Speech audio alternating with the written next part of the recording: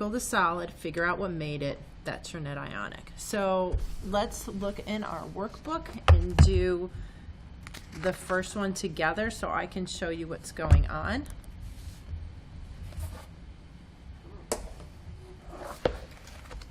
So here's your workbook. Here's what you're going to be working on, and we are going to draw the before and after pictures. Okay, our example is silver nitrate and barium chloride makes silver chloride and barium nitrate. So here we had to write them from words, and then we have to balance that equation. Yes, you're going to have to do that. So what do these guys, this is my reactants and this is my products. So let's see what happens before the reaction. Well, I have 2 silvers and I have 2 nitrates and I have 1 barium, that's +2, and I have 2 chlorines. So before the reaction happened, these things are all floating around. And when I'm all done, what's left? Well, this is a solid. So the bottom solid would be silver chloride. That's my solid precipitate, and there's 2 of them. And then what's still floating in solution? Well, this is aqueous. So I have a barium, and I have 2 nitrates still floating in solution. Okay, so this is the before the reaction, and this is the after. And from here on out, you're just going to be writing the after. So we can see that this is what is my products, and these guys are my spectator ions. So my total ionic equation right here is going to be 2 silvers plus 2 nitrates plus a barium plus 2 chlorides.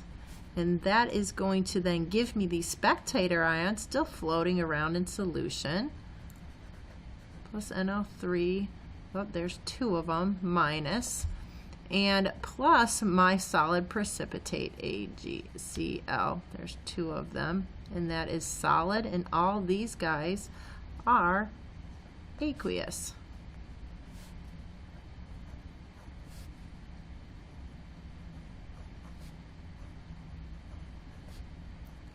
So again, what did I do? Well, I just broke them into ions.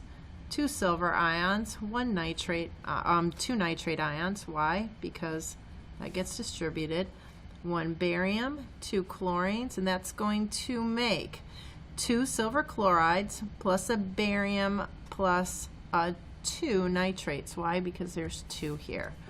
Okay, so now what's my net ionic equation? Well, I have silver chloride right here is my solid precipitate, and what made that?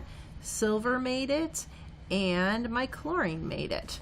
So my net ionic equation is 2 silvers ions plus 2 chlorine ions, and those guys are aqueous. Those guys are aqueous, is going to make 2 silver chloride solids.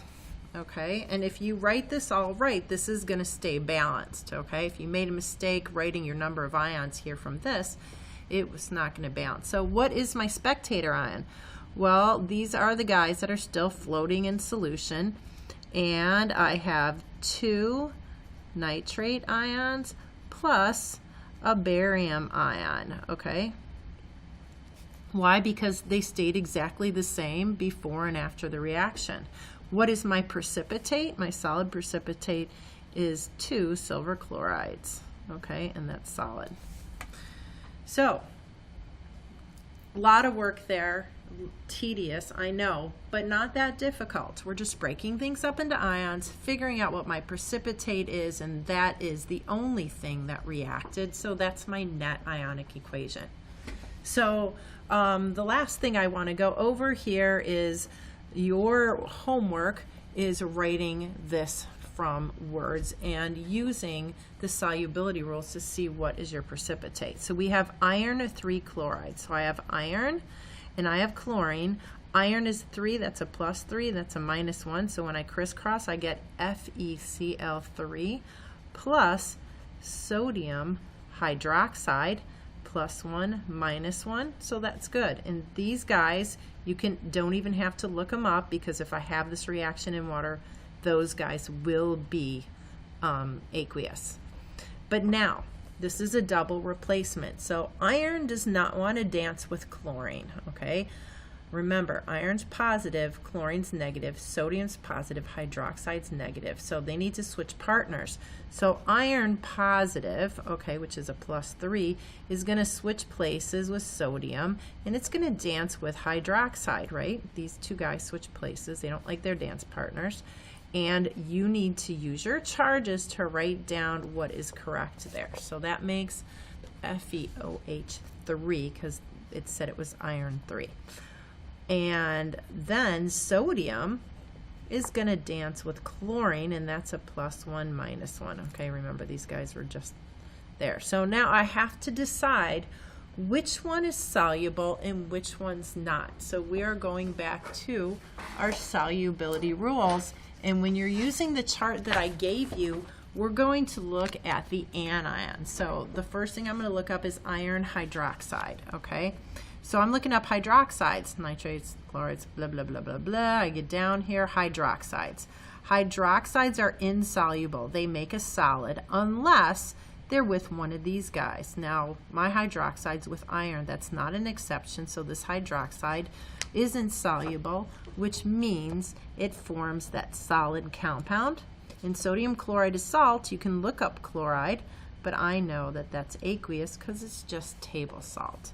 Okay, so now, are we balanced? Well, no. I have one iron there, I have one iron there. Yay. I have 3 chlorines there, but I only have 1 there, so I have to put a 3 there. Okay, and I have 1 sodium, but I have 3 sodiums now, so I have to put a 3 there. And now I have 3 hydroxides, 3 hydroxides. I should be good, but I am going to double check. 1 iron, 3 chlorines, 3 chlorines, 3 sodiums, 3 sodiums, 3 hydroxides, 3 hydroxides. Now I'm balanced. And from here, you will be writing your total ionic equation where you break it up into ions, then your net ionic. And this little drawing here is going to be your after. So what's left in the beaker after the reaction happens? So that would be this part only. Okay?